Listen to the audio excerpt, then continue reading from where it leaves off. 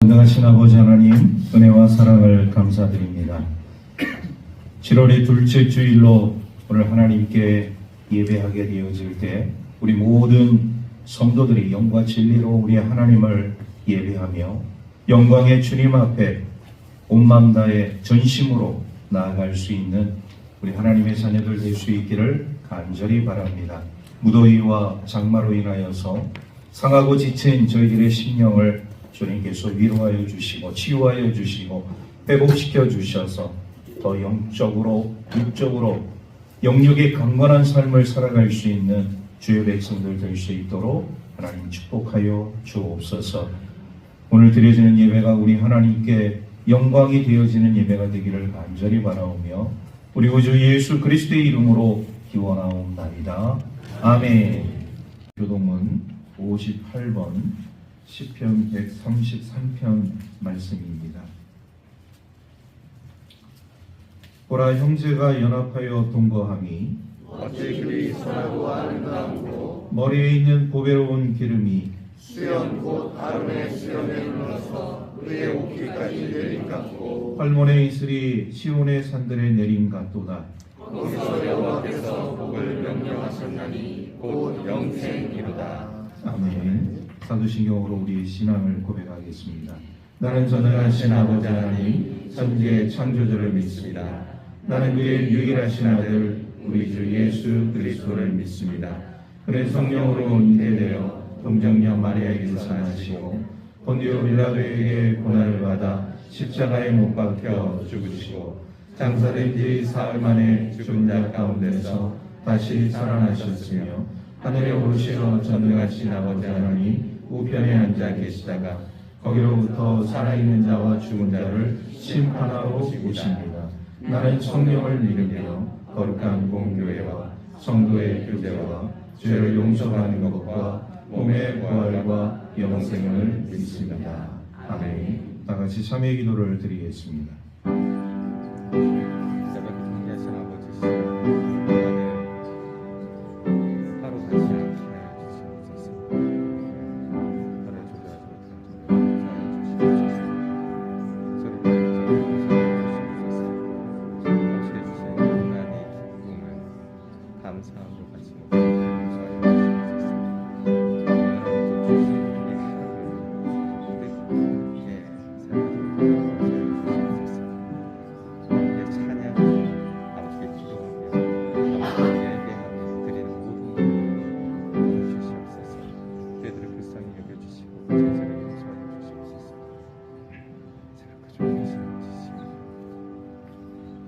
그가 우리를 흑암의 권세에서 건져내사 그의 사랑의 아들의 나라로 옮기셨으니 그 아들 안에서 우리가 속량 곧 제사함을 얻었도다. 아멘. 주신 하나님의 생명의 말씀은 구약성경 창세기 11장 1절에서부터 9절 말씀까지입니다. 구약성경 12쪽에 있습니다.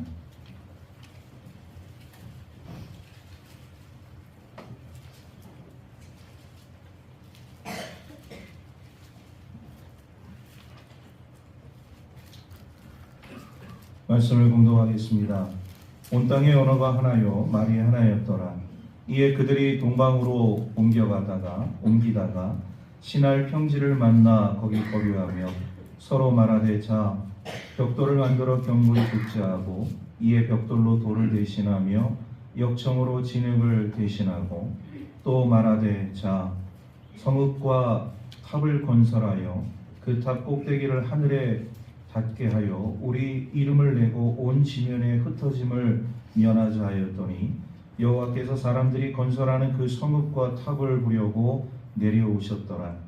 여호와께서 이르시되 이 무리가 한 족속이요 언어도 하나이므로 이같이 시작하였으니 이후로는 그 하고자 하는 일을 막을 수 없으리로다.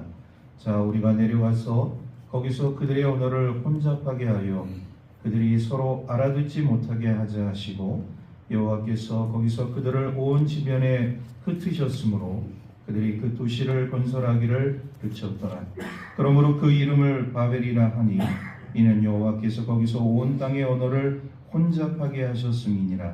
여호와께서 거기서 그들을 온 지면에 흩으셨더라. 아멘. 사람들이 가지고 있는 이 건강한 욕망은 자신을 더 개발시키고 더 발전시킬 수 있는 하나의 요소가 될 수 있다는 것을 깨닫습니다. 그런데 이것이 좀 지나치게 되어질 때 문제가 될 수 있다는 것이죠. 자신의 그런 능력을 지나치게 과신하게 되어지거나 또 이런 것에 맹목적인 삶을 살아가게 되어지면 결국 자신이 모든 것을 다 잃어버릴 수밖에 없다는 것을 깨닫습니다. 이것은 한 개인에 국한되는 문제가 아니라 이런 민족과 나라에 있어서도 동일하게 적용되어지는 이런 삶의 원리라는 것을 우리가 보게 됩니다. 오늘 우리가 창세기 11장 1절에서부터 9절에 있는 이 말씀을 통하여서 이 자신의 능력, 인간의 능력, 이것을 우리가 과욕하고 이것을 지나치게 사용하게 되어질 때 어떠한 결과가 빚어지게 될 것인가를 성경은 우리에게 말씀해 주고 있습니다. 오늘 이 말씀을 통하여서 우리 함께 주님의 그 말씀에 귀를 기울일 수 있는 저와 여러분들의 삶이 되기를 주의 이름으로 축복합니다. 오늘 성경을 보게 되어지면 홍수 후에 사람들이 점점 동쪽으로 이동을 했다고 말씀을 하고 있어요. 그러다가 동쪽으로 이동하다가 이제 좋은 장소를 발견하게 되어지는데 그 좋은 장소가 바로 오늘 성경에 등장하고 있는 신할 평지입니다. 자, 오늘 말씀 2절 말씀을 우리 한 목소리로 함께 다 같이 읽도록 하겠습니다. 시작. 이에 그들이 동방으로 옮기다가 신할 평지를 만나 거기 거류하며. 신할 평지를 만나기 전까지 인류는 다 유랑 생활을 했다는 것이죠. 그러다가 이제 신할 평지를 만나게 되어짐으로 인해서 여기에 거류한다, 정착하게 되었다는 말씀입니다. 자, 그런데 인류가 이제 새로운 삶을 살아가기 위해서 신할 평지에 정착을 하게 되어질 때 새로운 하나의 어떤 이 획기적인 사건이 일어나게 되어집니다. 그 획기적인 사건은 뭐냐? 바로 인류가 처음으로 벽돌을 만들게 되어지는 사건입니다. 자, 오늘 말씀 3절 말씀을 우리 한 목소리로 함께 다 같이 읽겠습니다. 시작. 서로 말하되 자 벽돌을 만들어 견고히 굽자 하고 이에 벽돌로 돌을 대신하며 역청으로 진흙을 대신하고. 벽돌이라는 하나의 건축 자재가 등장을 하게 되어져 그 이전까지는 돌에 불과했던 삶을 살았던 인류가 이제는 점토를 부어서 벽돌을 만들게 되어지고 이 역청이라는 것을 이제 사용을 하게 되어지는 모습을 우리가 보게 됩니다. 우리 인류의 발달 그런 어떤 문화를 보게 되어지면 이 벽돌을 만든 것은 굉장히 중요한 의미가 있어요. 하나의 우리 건축 문화의 획기적인 사건이라고 볼 수가 있는 것이죠. 그런데 중요한 것은 뭐냐? 인류가 이제 이 신할 평지에 정착을 하게 되어지면서 처음으로 건축 기술의 이 어떻게 보면 가장 핵심 원료가 되어지는 이 벽돌을 가지고 집을 만들었느냐? 성경에는 어디에도 집을 만들었다는 말씀이 없어요. 인류가 처음으로 만든 이 건축 기술의 개발품을 가지고 무엇을 만들었느냐? 오늘 말씀을 우리가 보게 되어지면 이 벽돌을 가지고서 우리가 성을 만들자, 탑을 만들자, 이렇게 성경은 말씀을 하고 있습니다. 사람들이 거주할 집을 만드는 것이 아니라 아주 특별한 성을 만들고 특별한 탑을 만들자는 것이죠. 그런데 그 성과 탑, 특별히 탑의 목적이 뭐냐? 우리가 한번 하늘 끝까지 이 탑을 쌓아보자. 무엇으로? 벽돌로. 이 벽돌 한 장이 등장함으로 인해서 우리 인간들의 마음이 상당히 교만해지고 있다는 것을 우리가 보게 되어집니다. 벽돌 한 장이, 이 한 장이 가지고 있는 위력, 이 한 장이 가지고 있는 힘이 지금 어마무시하다는 것을 우리가 보게 되어진 그걸로 성도 만들고 그것으로 탑도 만들고 그리고 그것의 귀결점이 뭐냐? 한번 하늘 끝까지 쌓아보자는 신할 평지에 모인 우리 인류가 처음으로 생각하고 계획한 것이 참으로 바람직하지 않다는 것을 우리가 보게 되어집니다. 우리는 이러한 모습을 통하여서 이 벽돌 한 장이 가지고 있는 그 위력과 힘을 통하여 인간의 마음이 어떻게 바뀌게 되어지는 것을 보게 되는 것이죠. 여러분, 오늘 우리 인류 문화 사회 속에 이런 많은 발전과 성장이 있었음을 우리가 보게 되어집니다. 우리 인류 문화 속에 지금 우리는 지금 21세기를 살아가고 있지만 이 1860년대부터 시작되어지는 산업혁명을 통하여서 인류는요, 과거 몇천 년보다도 더 빠른 그리고 더 초고속으로 사회가 그리고 문화가 발전되어지고 성장되어지고 있다는 것을 우리가 보게 되어집니다. 지금 불과 200년이 지금 지나가고 있는 이런 시점에서 이런 인류의 그런 엄청난 그 발전과 그리고 성장은 많은 사람들에게 혜택을 준 것도 있지만 그러나 더 중요한 것은 우리 인류가 상당히 그 발전과 성장으로 인해서 아픔과 고통과 좌절을 겪고 있다는 것을 우리는 간과해서는 안 해야 된다는 것을 깨닫습니다. 벽돌 한 장으로 인해서 지금 인류의 삶이 달라지기를 원하는 삶이 지금 오늘 이 말씀 속에 담겨져 있다는 것이죠. 그 벽돌 한 장으로 인해서 많은 사람들의 마음이 교만해지고 이제 많은 사람들의 마음속에 어떤 마음이 생기게 되어지느냐? 우리는 이 벽돌 한 장만 있으면 뭐든지 다 할 수 있어. 이렇게까지 생각을 하게 되었다. 그것은 무엇을 의미하는 것이냐? 우리는 이제 하나님이 없어도 충분히 이 벽돌 문화를 통하여서 우리의 삶을 영위해 나갈 수 있다는 그런 말씀과도 같다는 것이죠. 오늘 우리들의 삶 속에서 여러 가지 그런 어떤 사회적인 현상들을 우리가 바라보면서 우리 하나님을 믿는 하나님의 백성들이 이 땅 가운데 삶을 살아가게 되어질 때 또 인류가 이 사회와 문화 속에서 삶을 살아가게 되어질 때 지금 오늘 우리들의 그 상황들을 우리가 살펴보게 되어지면 이제 하나님을 배제하는, 하나님을 멀리하는 이런 삶을 살아가고 있는 인류의 모습을 우리가 보게 되어져요. 그것이 뭐냐? 바로 인본주의라는 것이죠. 그리고 제가 논의에 강조했던 포스트 모더니즘 사상, 이런 것들이 바로 우리 하나님 없이도 모든 것들을 우리가 완벽하게 더 잘 해낼 수 있다는 그런 인간의 완악하고 교만한 마음이라는 것을 우리가 깨닫게 되어집니다. 하나님께서 우리 사람을 창조하시고 이 땅 가운데 삶을 하나님께서 살게 하셨을 때 그렇습니다. 우리 사람을 굉장히 사랑해 주셨죠. 우리 사람들에게 살 수 있는 그런 모든 환경과 여건들을 마련해 주셨습니다.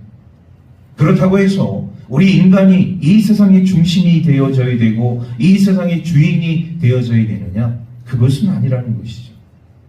그런데 인본주의는 바로 이것을 거꾸로 하나님이 행했던 그 모든 일들을 사람으로 돌리는 것이죠. 사람이 이 모든 것의 중심이 되고 이 모든 것의 주인이 되어져야 한다는 이런 하나님 대신하는 이런 일들을 추구하는 삶이 바로 인본주의라는 삶이라는 것을 우리가 깨닫게 되어집니다. 여러분, 포스트 모더니즘 사상도 바로 이 모더니즘을 배격하는 것이죠. 20세기 이전에 있었던 예술, 문화, 종교, 이제는 우리가 그런 것들을 거부하겠다는 거예요. 지금 그래서 우리는 새로운 문화를, 새로운 예술을, 새로운 종교를 창출해 나가겠다는 그런 사조가 바로 포스트 모더니즘 사상이라는 것을 우리가 보게 되어집니다. 그럼 결국 이 포스트 모더니즘의 사상의 중심은 뭐냐? 그 이전의 모든 삶의 질서를 이루었던 우리 기독교 문화를 거부하는 것이죠. 기독교 문화를 거부한다는 것은 뭐냐? 하나님을 거부하는 것입니다. 하나님을 거부함으로 인해서 새 인류가 이런 기계 문명을 통하여서, 과학 문명을 통하여서, 의학의 발달을 통하여서 우리가 새로운 유토피아, 새로운 세상을 만들어내고 그런 세상으로 나아가겠다는 그런 사조가 바로 포스트 모더니즘 사상 속에 담겨져 있음을 깨닫습니다. 오늘 이 신앙 평지에 모여서 벽돌 한 장으로 인해서 삶이 완전히 획기적으로 바뀌어진 인류의 마음 속에 이제는 하나님이 그 자리를 대신하는 것이 아니라 이 벽돌 한 장만 있으면 우리는 모든 것을 완벽하게 행할 수 있다는 이 인간의 어리석고 교만한 마음을 우리는 이 말씀을 통해서 엿볼 수가 있습니다. 저도 50이 되기 전까지는 이런 도시문화 속에서 삶을 살았어요. 도시문화 속에서 삶을 살아온 사람들의 그런 여러 가지 모습들이 있지 않습니까? 도시는 화려하고 모든 시설들이, 편리시설들이, 또 의료시설들이, 그리고 유리시설들이 잘 갖춰져 있는 그런 도시, 그런 도시문화가 우리들의 삶 속에 놓여져 있습니다. 이 도시문화 속에서 삶을 살아가는 많은 사람들에게 있어서는 어떻게 보면 편리성을 추구하게 되어지고 안전성을 추구하게 되어지고 더 많은 사람들이 유입을 하게 되어지고 더 많은 기회가 우리 사람들에게 있을 것이라는 그런 생각을 가지고 삶을 살아가게 되어집니다. 그런데 이 도시문화가 가지고 있는 역기능, 여러분 오늘 우리들의 삶 속에서 이런 대도시권에서 삶을 살아가고 있는 사람들의 모습을 우리가 바라보게 되어질 때 과연 그들이 정말 행복한 삶을 살고 있는가? 만족한 삶을 살고 있는가? 물론 이 행복하다는 개념, 만족하다는 개념이 도시문화뿐만 아니라 우리 지역사회 속에 삶을 살고 있는 사람들의 마음 속에도 없잖아 불편한 마음들이 있을 수 있지만 우리 대도시권에서 살고 있는 사람들의 이런 삶을 우리가 돌이켜보게 되어지면 굉장히 어렵고 피폐한 삶을 살아가고 있다는 것을 우리가 보게 되어집니다. 이것은 육체적으로도 그리고 정신적으로도 영적으로도 힘들고 어려운 그런 삶이라는 것이죠. 제가 이 해안 지역에 내려와서 제일 먼저 느꼈던 것 중에 하나가 뭐냐면 밤하늘의 별을 봤어요. 도시문화 속에서 밤하늘의 별을 본다는 것은 거의 불가능에 해당합니다. 그런데 해안 지역에서 밤하늘을 봤더니요, 별이 막 쏟아지고. 여러분들은 항상 그런 삶을 누리며 살아왔던 우리 성도님들이니까 누구보다도 잘 아시고 밤하늘의 별을 본다는 거 아무것도 아닌 것 같지만 여러분 이것은요 우리 하나님의 창조 문화 속에서 가장 아름답고 빛나는 그런 삶의 모습이라는 것을 저는 여기 와서 비로소 더 많이 깨달았습니다. 밤하늘의 그 많은 별들을 바라볼 수 있다는 것, 좋은 공기와 그런 삶 속에서 삶을 살아갈 수 있다는 이것이 우리 하나님이 주신 창조 질서이고 창조 세계라는 것을 제가 더 많이 확신을 했어요. 그런데 도시문화 속에 삶을 살아가고 있는 사람들은 편리성에 있어서는 어떤 접근성에 있어서는 좋을지 몰라도 여러분 정신적으로 육체적으로 상당히 피곤하고 힘든 삶을 살아가고 있다는 것이죠. 오늘같이 이 코로나 이전과 이후의 삶을 우리가 살펴보게 되어질 때 코로나 이후의 삶은 도시문화 속에서 삶을 살아가고 있는 사람들의 그 삶 가운데 수많은 애로사항을 더 많이 뿜어내고 있음을 우리가 보게 되어집니다.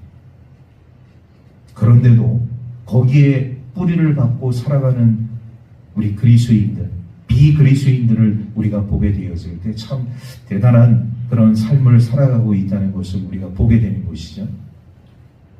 이런 도시문화 속에서 삶을 살아가는 사람들, 어떻게 보면은 그 도시문화가 추구하는 삶이 바로 오늘 성경에 등장하고 있는 이런 또 하나의 또 탑을, 바벨 탑을 쌓아가고 있는 그런 삶의 모습이 아닐까 저는 생각을 합니다.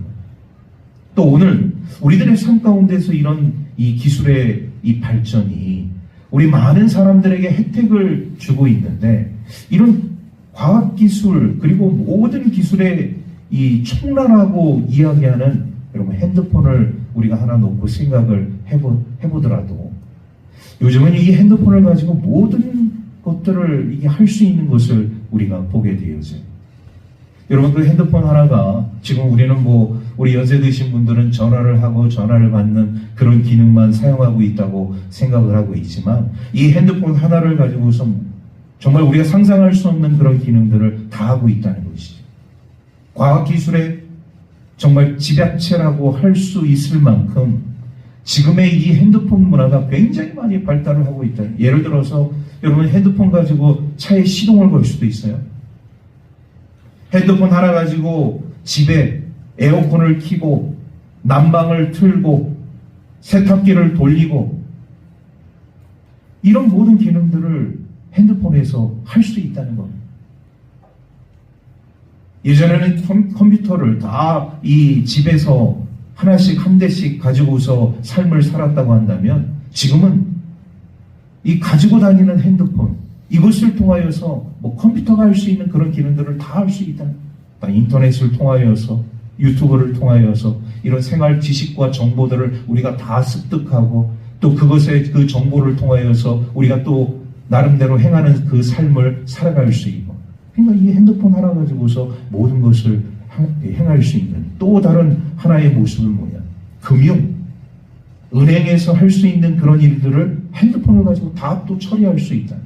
인터넷 뱅킹, 우리가 얼마든지 은행 가지 않고도 이런 핸드폰을 가지고서 다 이체를 하고 송금을 하고 또 그것을 또 다른 사람에게 받기도 하고, 이런 문화 속에 우리가 삶을 살아가고 있다는 것이죠.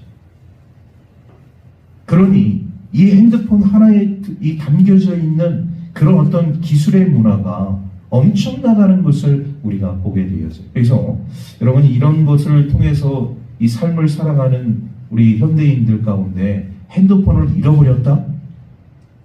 이게 굉장히 큰일 나는 거예요. 핸드폰을 잃어버렸다는 것은 어떻게 보면 자신의 이런 모든 그런 어떤 이 삶의 운전대가 사라지는 것과 같은 결과를 낳을 수 있다는 것을 우리에게 전달해주고 있습니다. 그러니까 이 핸드폰을 우리가 잘 보관하는 것도 중요한 것이죠. 그만큼 이런 핸드폰 문화가 오늘 우리들의 삶 속에서 얼마나 큰 영향을 미치고 있는, 이것도 어떻게 보면 또 다른 하나의 이런 바벨탑을 우리가 만들어가고 있는 그런 과정이라는 것을 우리가 깨닫게 되어집니다. 그런데 중요한 것이 있습니다. 이런 과학 기술들이 또 현대 이런 의학들이, 통신 수단들이 발달을 하고 더 성장하는 그런 가운데 놓여져 있지만, 그런데 우리가 이렇게 기술이 발달하고 과학이 발달하고 의학이 발달하는 그런 상황 속에서 우리 인류의 그런 어떤 삶이 더 행복해졌느냐? 더 만족스러운 삶을 살아가고 있느냐? 이런 것을 놓고 우리가 생각하게 되어질 때 절대 그렇지 않다는 것을 우리가 보게 되어집니다. 우리 사람들은요, 기술의 발달로 인해서 교만해졌습니다. 과학의 발달로 인해서 교만해졌습니다. 의료와 통신 수단의 발달로 인해서 우리 인류의 삶이 굉장히 교만해졌다는 것이죠. 중요한 것은 뭐냐? 이러한 기술의 발달, 문화의 발달, 사회의 발달로 인해서 우리 믿는 그리스도인들조차도 하나님을 점점 멀리하는, 하나님을 기피하는, 하나님의 교회를 외면하고 이제 하나님의 집을 떠나게 되어지는 이런 안타까운 일들이 우리들의 삶 가운데 나타나고 있다는 사실입니다. 이제 우리는 하나님 없어도 얼마든지 벽돌 한 장으로서 모든 것을 행할 수 있다는, 이 신할 평지에 모인 인류의 마음처럼 오늘 현대인들의 삶 가운데도 이제는 하나님 없이도 우리는 얼마든지 편리하고 그리고 아름다운 삶을 살아갈 수 있다는 이런 사람들의 생각과 마치 흡사한 모습을 보이고 있다는 것을 우리가 깨닫습니다. 그런데 절대로 우리가 잊어서는 안 되는 것이죠. 아무리 인류의 문화가 발달하고 기술이 발달하고 통신이 발달하고 과학이 발달하고 의학이 발달한다고 하더라도 여러분 우리 하나님이 가지고 계신 우리 하나님의 능력을 대체할 수는 없다는 거예요. 물질의 힘이 막강하고 기술의 힘이 막강하고 권력의 힘이 막강한다 할지라도 하나님이 가지고 계신 절대 권력에 견줄 수 없다는 것을 우리 모든 믿는 그리스도인들은 깨달아야 할 줄을 믿습니다. 그런 삶을 살아가는 삶이 중요하다는 것이죠. 자, 이런 상황 속에서 인류가 이제 시날 평지에서 성을 만들고 탑을 쌓는 그 과정 속에서 이 모든 것을 하나님께서 지켜보고 계셔요. 그리고 하나님께서 움직이십니다. 우리 오늘 5절 말씀을 우리 한 목소리로 함께 다 같이 읽도록 하겠습니다. 시작. 여호와께서 사람들이 건설하는 그 성읍과 탑을 보려고 내려오셨더라. 오늘 이 말씀의 이 5절 말씀의 하이라이트는 뭐냐? 하나님께서 내려오셨다는 거예요.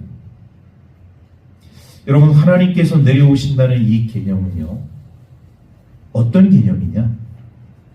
하나님께서 하늘에서 내려오신다는 그 개념은 바로 멸망을 의미하는 것입니다. 근데 두 가지 의미가 있어요.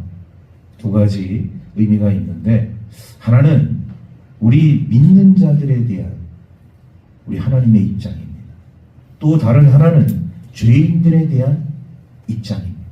그럼 먼저 우리 믿는 자들에 대해서 하나님께서 강림하신다, 내려오신다는 이 개념은 성령의 놀라운 역사가 임하게 되어진 우리 오순절 사건을 우리가 보더라도 성령이 비둘기같이 급하고 강한 바람같이 불의 혀같이 이렇게 임하시는 그 놀라운 역사를 우리가 오순절 성령 강림 사건을 통해서 보지 않았습니까? 그러니까 우리 믿는 자들에게 우리 하나님께서 강림하신다는 그 의미는 그 놀라운 은혜를 우리에게 덧입혀 주시겠다는 그런 의미가 포함되어져 있는, 특별히 우리가 예배를 드리는 우리 믿음의 성도들의 삶의 자리 가운데 있어서 우리 하나님의 임재, 우리 성령님의 임재는 놀라운 축복과 은혜의 삶이 우리 하나님의 자녀들의 삶 가운데 나타나게 된다는 것이죠. 여기서 내려온다는 개념은 우리에게 축복을 의미하는 것입니다. 우리 믿는 자들에게 우리 하나님의 강림, 성령의 임하심은 우리 모든 하나님의 자녀들에게 축복을 의미하는 거예요. 그런데 죄인들에 대한 강림, 죄인들에 대한 임재는 무엇을 의미하는 것이냐? 심판을 의미한다는 것을 우리가 보게 되어집니다. 우리가 창세기 18장 19장 말씀을 보게 되어지면 하나님께서 소돔과 고모라를 심판하십니다. 불과 유황으로 심판하실 때 하나님께서 그 자리에 천사를 통해서 보내셨다는 것이죠. 이런 죄인들의 그런 심판 속에 우리 하나님께서 강림하십니다. 모세가 이스라엘 백성들을 애굽에서 구원을 하게 되어질 때, 탈출을 시키게 되어질 때 애굽의 바로 왕에게 하나님께서 10가지 재앙을 선포하셨어요. 1에서부터 9가지 재앙, 정말 이 애굽의 바로 왕이 견디면서 끝까지 버티면서 그 9가지 재앙을 어떻게 보면은 나름대로 인내하면서 참았어요. 그런데 10번째 재앙, 이 장자의 죽음, 모든 애굽에 있는 백성들의 그 장자, 그리고 짐승의 초태생, 하나님께서 다 이 장자를, 초태생을, 생명을 빼앗아 가십니다. 결국 애굽의 바로왕도 이 장자의 죽음 앞에서, 이 애굽의 모든 초태생의 그 죽음 앞에서 무릎을 꿇게 되어지죠. 그때 우리 하나님께서 이 심판 가운데 임재하셨다는 것이죠.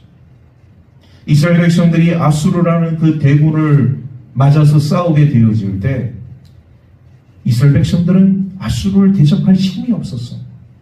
그런데 그 아수르라는 나라가 군대를 얼만큼 끌고 내려왔느냐? 18만 5천 명. 그 당시에 18만 5천 명 엄청난 대군을 끌고서 이스라엘을 공격했습니다. 그런데 하나님께서요, 간밤에 이 아수르 진영에 모든 그 상황들을 우리 하나님께서 바꿔놓으셔서 결국 이 18만 5천 명이라는 아수르 군대가 하루 저녁 사이에 완전히 초토화되게 되어지죠. 하나님의 그 놀라운 심판의 역사를 보게 되어지면 며칠에 거쳐서, 몇 날에 거쳐서 이루어지는 것이 아니라 소돔과 고모라도 한날에, 장자의 죽음도 한날에, 아수르 군대의 멸망도 한날에 완전히 초토화되어지는 모습을 우리가 보게 돼요. 죄인들에 대한 우리 하나님의 강림은 바로 심판이라는 것을 우리에게 가르쳐주고 있습니다. 그런데 지금 하나님께서 이 바벨탑을 쌓고 있는 이 시날 평지에 있는 인류의 삶 가운데 찾아오셨어요. 그럼 그것을 무엇을 의미하는 거냐? 우리가 알기로는 그러면 이 사람들은 다 이제 죽은 것이구나. 다 죽게 되었구나. 이렇게 생각할 수 있잖아. 그런데 이 바벨탑을 쌓고 있는 이 시날 평지의 인류의 사람들은 한 사람도 죽지 않았어요. 우리가 지금까지 알고 있는 상식으로는 하나님은 강림하실 때 우리 믿는 자들에게는 구원과 축복을 주시지만 죄인들에 대한 이런 심판과 멸망이 오늘 이 자리에 분명히 둘 중에 하나는 있어야 한다고 보는데 이것이 바로 하나님을 기쁘시게 하는 일이 아님에도 불구하고 어떻게 이 시날평지에 있는 인류는 죽지 않았는가? 그 이유가 바로 6절과 7절 말씀 가운데 놓여져 있습니다. 우리 6절과 7절 연이어서 우리 한 목소리로 함께 말씀을 같이 읽겠습니다. 시작. 여호와께서 이르시되 이 무리가 한 족속이요 언어도 하나이므로 이같이 시작하였으니 이후로는 그 하고자 하는 일을 막을 수 없으리로다. 자, 우리가 내려가서 거기서 그들의 언어를 혼잡하게 하여 그들이 서로 알아듣지 못하게 하자 하시고 7절 말씀 속에 우리가 성부, 성자, 성령 하나님께서 삼위일체 되신 하나님께서 친히 내려가셔서 이들이 하는 일에 대해서 우리가 중단시키자. 이 말씀이에요. 시날 평지에서 우리 하나님께 어떻게 보면 항거하고 우리 하나님께 등을 돌렸던 이 백성들이 죽지 않은 그 이유가 어떤 것이냐? 하나님께서 의논하신 거예요. 우리 삼위일체 되신 하나님이 서로 의논하신 거예요. 이 백성들을 살리기 위해서 다 죽이는 것이 아니라 그럼 왜 죽이시지 않았느냐? 하나님께서 노아에게 약속을 하셨거든요. 내가 물로도 내 너희들을 심판하지 않아요. 영원한 언약을 맺으셨잖아요. 홍수가 끝난 후 얼마가 되지 않은 이 상황 속에서 또 인류를 하나님께서 멸망시킨다? 이것은 우리 하나님 보시기에도 보기 좋지 않은 일이었던 것이죠. 그리고 우리 하나님은 항상 약속을 지키시는 하나님이시기 때문에 이 홍수 심판 후에 무지개 언약을 통하여서 우리 인류에게 약속해 주신 그 생명의 언약을 우리 하나님께서 지키시는 모습을 우리가 보게 되었습니다. 마땅히 바벨탑을 쌓고 있는 우리 하나님을 기만하고 우리 인간의 교만을 드러낸 이 백성들을 심판하는 것이 마땅하지만 우리 하나님께서는 그 언약을 지키시기 위해서 이 백성들을 살리시기 위해서 서로 의논하시고 그리고 그 의논의 결과가 뭐냐? 그러면 우리가 다른 방법을 통해서 이 탑 쌓는 일을 중단시켜야 되는데 그 탑 쌓는 일을 중단시키는 것은 뭐냐? 바로 언어를 통하여서 이들을 흩으시는 일이라는 것을 우리가 이 말씀을 통해서 보게 되어집니다. 그만큼 우리 하나님은요, 우리 하나님의 백성들을 사랑하신다. 우리가 이렇게 정말 하나님 앞에 죄를 짓고 돌이킬 수 없는 그런 상황 가운데 놓여져 있다 할지라도 우리 하나님은요, 우리를 멸망시키거나 우리 하나님의 백성들을 심판하지 아니하신다는 것을 오늘 이 성경 말씀을 통해서 우리에게 가르쳐주고 있습니다. 우리 옆 사람에게 이렇게 이야기하겠습니다. 하나님은 당신을 사랑하십니다. 하나님은 당신을 사랑하십니다. 할렐루야. 우리 하나님의 그 크신 사랑, 우리가 정말 우리 하나님을 기만하고 우리 하나님을 외면하고 정말 우리 하나님 앞에서 행해서는 안 될 일들을 행하는 삶을 우리가 살아가고 있는데, 그럼에도 불구하고 하나님은 그 영원한 언약의 말씀을 통해서 우리를 심판하지 아니하신다는 것을 우리가 깨닫게 되어집니다. 우리가 늘 회개의 자리에, 엎드리는 자리에, 자복하는 자리에, 그 자리에 있게 되어질 때 우리 하나님께서 우리를 용서해 주시고 우리를 다시 하나님의 자녀로서 온전한 삶을 살게끔 만들어 주시는 그 하나님의 사랑을 항상 찬양할 수 있는 저와 여러분들의 삶이 되기를 간절히 바랍니다. 그러면서 우리 하나님께서 이 백성들에게 행하신 일, 언어를 혼잡하게 하셨다는 것. 자, 오늘 말씀 우리 8절 말씀 그리고 9절 말씀을 우리 연이어서 함께 다 같이 읽겠습니다. 시작. 여호와께서 거기서 그들을 온 지면에 흩으셨으므로 그들이 그 도시를 건설하기를 그쳤더라. 그러므로 그 이름을 바벨이라 하니 이는 여호와께서 거기서 온 땅의 언어를 혼잡하게 하셨음이니라. 여호와께서 거기서 그들을 온 지면에 흩으셨더라. 아멘. 언어를 혼잡하게 하셨어요. 바벨탑 사건 이전에는 모든 언어가 하나였습니다. 그런데 바벨탑 사건 이후에 언어가 쪼개지게 되었습니다. 수백 가지 언어로 쪼개지게 되었습니다. 그러니까 서로 의사소통이 되지 않는 거예요. 전에는 언어가 하나였을 때 우리는 우리라는 개념을 가지고 이 일을 추진하지 않았습니까? 그런데 언어가 이제 소통이 되지 않다 보니까 우리라는 개념이 사라지게 되어지고 분열과 갈등이 일어나게 되어지고 그리고 바벨탑을 쌓는 일이 중단되게 되어지고 결국 인류는 거기서 이제 흩어지게 되어지는 모습을 우리가 보게 되어집니다. 여러분, 인류의 이런 흩어짐의 그런 역사를 우리가 바라보면서 왜 우리 인류는 이렇게 흩어질 수밖에 없었는가? 그 이유를 우리가 찾아볼 수가 있는 것이죠. 그 이유는 딱 한 가지, 인간의 교만, 인간들의 교만. 그 인간들의 교만을 통하여서 전에는 언어가 하나였는데 하나의 언어권을 통하여서 문화와 사회와 나라를 이루면서 살 수 있었는데 언어가 흩어지게 되어지면서 갈라지게 되어지면서 쪼개지게 되어지면서 의사소통이 되지 않으면서 갈등하게 되어지고 싸우게 되어지고 그러다가 서로 등을 돌리게 되어지는 이 아픔을 우리 인류가 겪게 되어진 왜? 교만 때문에, 우리 인간들의 교만 때문에. 우리 하나님께서 원하시는 삶이 있습니다. 우리 하나님께서는 온 인류가 이런 기술의 발달을 통하여서 하나 되기를 원하시느냐? 그렇지 않습니다. 오늘 우리 하나님께서는 우리 하나님의 백성들이 겸손함으로 하나 되기를 원하십니다. 하나님의 말씀으로 하나 되기를 원하십니다. 하나님께 기도함으로 나아가는 우리 하나님의 백성들의 모습을 보시기를 원하십니다. 예배의 자리에서 우리 전심으로 우리 하나님을 예배하고 우리 하나님께 나아가는 그런 우리 믿음의 사람들의 모습을 원하신다는 것이죠.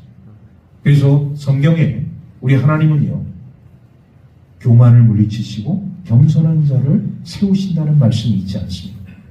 우리 믿는 그리스도인들의 삶 가운데 중요한 것은 뭐냐? 우리의 교만, 인간들의 교만, 이거를 내려놓고 겸손하게 우리 하나님을 섬길 수 있는 삶이 우리 모든 하나님의 백성들의 삶 가운데 있어야 할 줄로 믿습니다. 말씀을 정리합니다. 바벨탑 사건을 통해서 우리에게 주는 교훈은 우리 하나님께서는 우리 인간들의 교만을 싫어하신다. 겸손하게 낮은 자리에서 우리 하나님을 섬기는 삶을 살아가기를 우리 하나님께서는 원하셔요. 오늘 이 세상의 모든 산적해 있는 우리 인류의 문제들이 있고 우리 사람들의 문제가 있지 않습니까? 그런 이 문제를 해결할 수 있는 여러 가지 방법들이 있을 수 있겠죠. 그런데 그 문제들을 해결할 수 있는 방법 중에 최고의 방법은 뭐냐? 우리 하나님께서 직접 우리를 찾아오셔서 이 문제 가운데 함께 해주시고 우리 하나님의 사람들을 위로해 주시고 더 겸손한 자리를 우리를 이끌어 가시게 되어질 때 우리에게 놓여져 있는 삶의 문제가 하나씩 둘씩 다 해결해 줄 수가 있는. 그래서 우리 믿는 그리스도인들의 삶 가운데는 어떤 삶이 필요하느냐? 항상 겸손한 마음으로 낮은 마음으로 우리 주님을 섬길 수 있는 저와 여러분들의 삶이 되기를 주의 이름으로 축복합니다. 기도하겠습니다. 하나님, 오늘도 거룩하고 복된 주님의 날을 저희들에게 허락하여 주셔서 영광의 예배의 자리로 나와 우리 하나님께 나아갈 수 있도록 인도하여 주신 은혜 감사를 드립니다. 오늘 이 바벨탑 교훈을 통하여서 우리 인간의 교만이 얼마나 잘못되어지고 어리석은 삶인 것인가를 다시 한번 깨닫습니다. 우리 하나님은 교만한 자를 물리치시고 겸손한 자를 세우신다고 말씀하셨는데 항상 우리들의 삶의 그 문제 가운데 바로 우리들의 이런 잘못된 교만이 있지는 않은지 우리의 삶을 점검하고 더 겸손한 자리에서 우리 하나님을 섬기며 예배할 수 있는 우리 모든 주의 백성들의 삶이 되게 하여 주옵소서. 특별히 이런 겸손한 삶을 살아가는 자들에게 하나님께서 위로와 또 치유와 회복과 축복의 은혜를 베풀어 주실 줄로 믿사오니 우리 모든 주의 백성들이 힘들지만 어렵지만 더욱더 우리의 중심을 주님께로 향해서 우리 사랑과 긍휼이 풍성하신 우리 주님의 그 놀라우신 은혜를 만끽할 수 있는 우리 모든 하나님의 백성들 될 수 있도록 은혜 내리어 주옵소서. 감사드리며 우리 구주 예수 그리스도의 이름으로 기도하옵나이다. 아멘.